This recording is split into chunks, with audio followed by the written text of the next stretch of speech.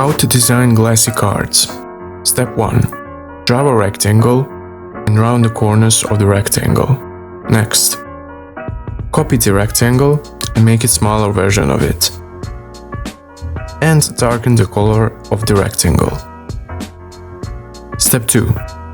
Reduce the opacity of the rectangle 1% and go to Effect and click Background Blur value 40%. Right-click on the mouse and find a mask option, then take the photo you want to place on the rectangle and place it on the rectangle. Step 3. Add text to the image and add the rating stars, and it's done.